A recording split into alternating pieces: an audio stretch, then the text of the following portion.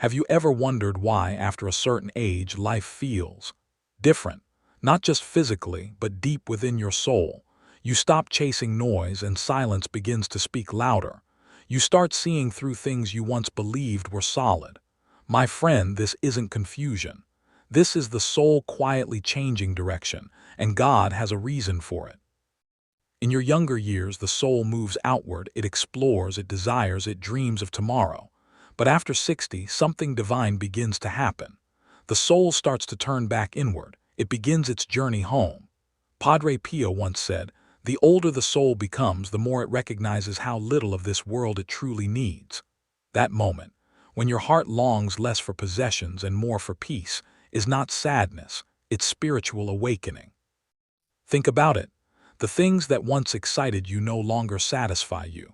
The arguments that once kept you awake now feel meaningless.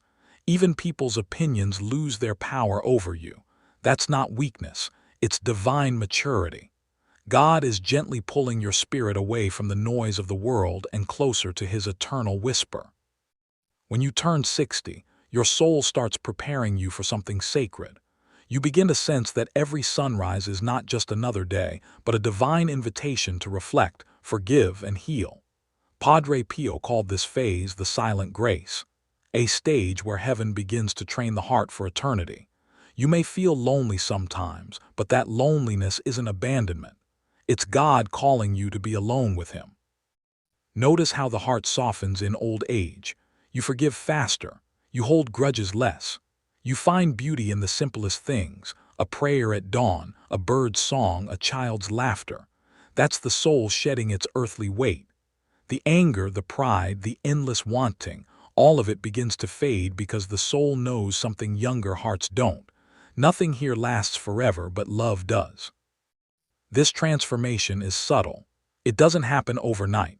Some resist it. They keep fighting time, chasing what no longer belongs to them.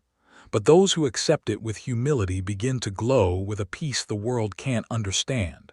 It's the peace of those who are walking closer to the light of God. After midlife, something sacred shifts inside us. Our purpose is no longer achievement but meaning. That's when we begin to see the spiritual truth. Life isn't about becoming more, it's about becoming whole. And only through surrender can the soul find its real strength. When your body grows weaker, your spirit grows stronger. When your eyes see less, your soul begins to see more. The physical world fades so that the eternal world can come into view. And if you listen closely in prayer, you may feel what Padre Pio felt. A warmth, a light, a sacred reassurance that you are being prepared, not punished. So if you've been feeling distant, quiet, or nostalgic lately, don't be afraid. That's not a sign of fading life, it's a sign of deepening grace. Your soul is not ending its journey, it's simply changing direction. God is turning you toward home. Each pain, each memory, each loss you've endured after 60 has not been random. It's all part of God's secret way of freeing you from fear, from guilt, from all that once tied you down. And when you finally look back, you'll realize every step was leading you closer to Him. So tonight, when you pray lying in bed, don't ask God for more years. Ask Him for deeper peace. Say, "Lord, if my soul is turning toward you, let me walk that path with grace." Because when you reach that quiet surrender, you will feel what Padre Pio described as the joy of being ready. Your soul is not losing direction, it's finally finding it.